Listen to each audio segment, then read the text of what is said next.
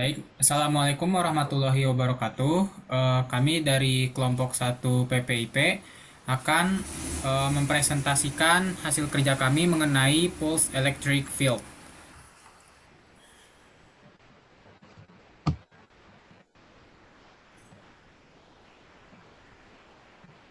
Sebelumnya, izinkan kami memperkenalkan diri, yaitu beranggotakan Raisa Nelvandra dengan NIM J0405221002, Kania Chandra Dewi dengan NIM J0405221038, lalu Novianti Fauziah dengan NIM J0405221110.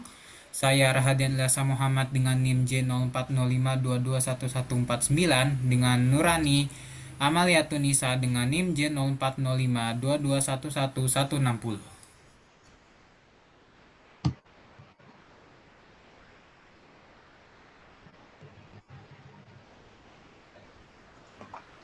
Pulse electric field merupakan teknologi fisik yang didasarkan pada tenaga elektronik atau memanfaatkan energi listrik yang dapat dilakukan pada suhu rendah atau sedang dengan intensitas tegangan listrik tinggi yang berfungsi untuk inaktivasi mikroba patogen, mikroba pembusuk, atau enzim yang berkaitan dengan mutu dan keamanan pangan.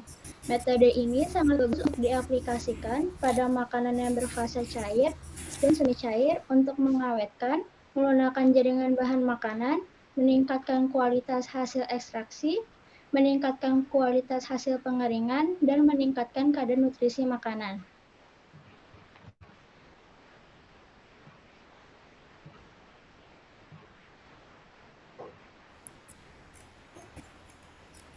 Nah, setelah definisi tadi sudah dijelaskan, sekarang ada prinsip kerja dari PEF. Metode PEF ini akan memberikan efek elektroporasi pada mikroorganisme yang nantinya akan mengaktifasi mikroorganisme.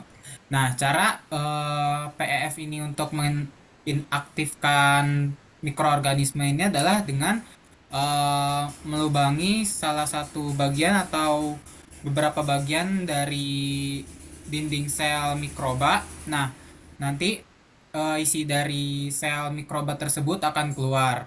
Seperti namanya, memberikan efek elektroporasi. Elektroporasi itu adalah fenomena terbentuknya pori-pori pada suatu makhluk hidup akibat adanya kejutan listrik. Jadi pas eh, mikroorganismenya atau bahan makanan yang mengandung mikroorganisme itu dikasih kejutan listrik, mikroorganismenya itu bakal kaget gitu, terus bakal hancur dinding selnya, terus udah terinaktivasi.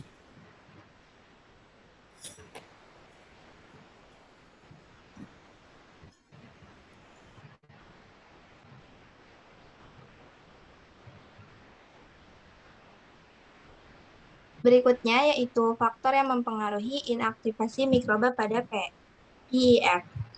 Yang pertama ada parameter perlakuan. Pada parameter perlakuan ini artinya semakin tinggi medan listrik, semakin lama kejutan listrik, dan semakin tinggi suhunya, maka inaktivasi mikroba akan semakin besar. Lalu yang kedua, karakteristik dari mikroba. Karakteristik pada mikroba berhubungan dengan ukuran dan strukturnya. Biasanya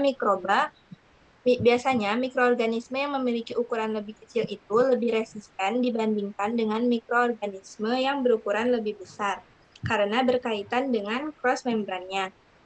Lalu pada strukturnya terdapat mikroba yang memiliki dinding sel yang tebal, contohnya bakteri gram positif, dan mikroba yang memiliki dinding sel tipis, contohnya bakteri gram negatif. Lalu yang ketiga, terkait produk, misalnya pada pH dan AW produk. Pada pH rendah seperti pada orange juice, beberapa bakteri itu mudah stres seperti E. coli. E. coli juga sensitif terhadap PIF, sehingga ketika pH diturunkan, maka E. coli akan mengalami stres, lalu akan mengalami inaktivasi.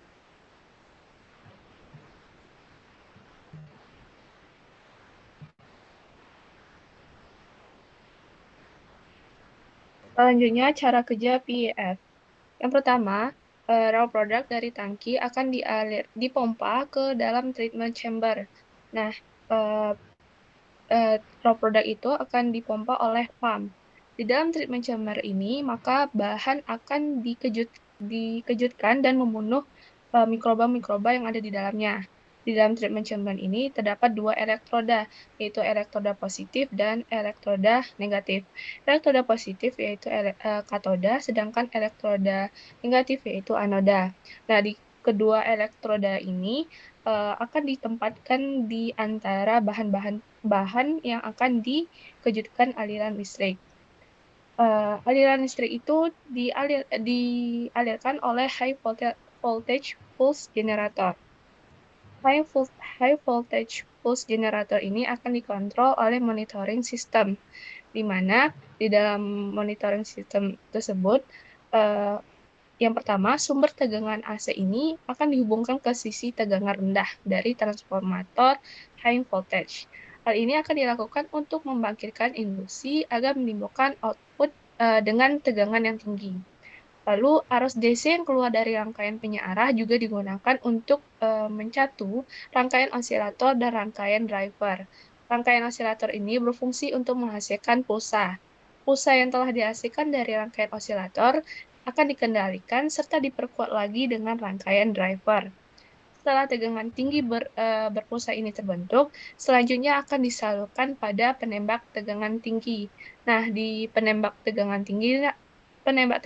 tinggi inilah yang berfungsi untuk menyalurkan tegangan listrik tinggi ke bahan. Setelah bahan tersebut ditembak dengan tegangan yang tinggi, maka bahan akan dipindahkan ke temperatur chamber untuk dilakukan pendinginan. Setelah dilakukan pendinginan, maka produk akan disimpan ke dalam tangki penyimpanan.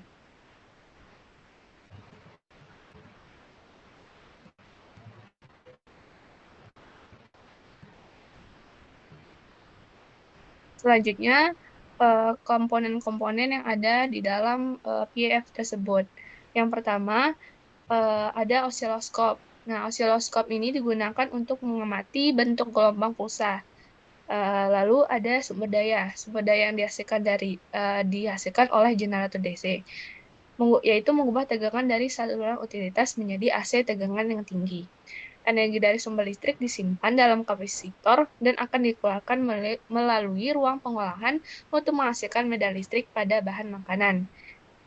Yang kedua, tegangan maksimum. Tegangan maksimum melintasi kapasitor sama dengan tegangan yang melintasi generator.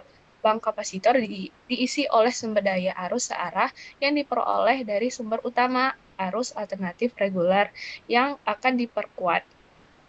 Lalu yang ketiga ada electrical switch atau saklar listrik, digunakan untuk melepaskan energi, yaitu seketika dalam 1/juta detik, yang disimpan di bank penyimpanan kapasitor yang akan melintasi makanan disimpan di ruang perawatan atau chamber tadi.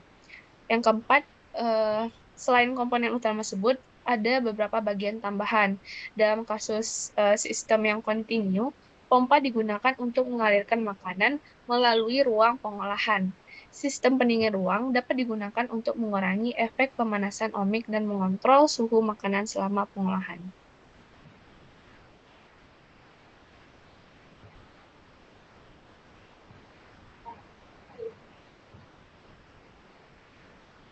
Di next.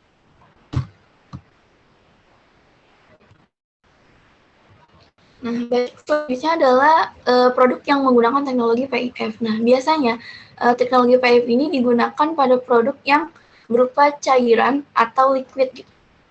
Nah, di sini ada biasanya digunakan pada sari tebu, susu, jus buah, dan daging. Kenapa digunakan pada produk yang berbentuk cairan atau liquid? Karena arus listrik yang digunakan pada teknologi PEF akan lebih merata atau lebih efisien pada produk cairan tersebut. Selanjutnya ada kelebihan dan kekurangan PEF. Nah, kelebihannya di sini adalah yang pastinya adalah mempertahankan kualitas nutrisi, cita rasa, dan kandungan lainnya dalam bahan pangan selama proses pengolahan. Nah, senyawa-senyawa yang sensitif seperti vitamin tidak akan rusak atau menghilang dengan teknologi PF ini. Nah, kekurangannya di sini adalah yang pertama, alat ini hanya efektif untuk mengolah makanan yang mengandung air tinggi seperti yang dijelaskan sebelumnya. Nah, yang kedua adalah biaya pembuatannya masih sangat mahal sehingga sangat minim penggunaannya dalam sebuah industri. Saya juga akan menyampaikan kesimpulan kali ini, apakah teknologi pengolahannya energi untuk inaktivasi mikroba patogen, mikroba pembusuk, atau enzim yang berkaitan dengan keamanan pangan. Inaktivasi mikroba merupakan teknologi PIF yang dipengaruhi oleh beberapa faktor, yaitu parameter mutu, karakteristik mikroba, dan terkait produk seperti pH dan AW. Produk yang biasanya digunakan pada teknologi PIF masih berbahan cair seperti susu dan jus buah kemasan.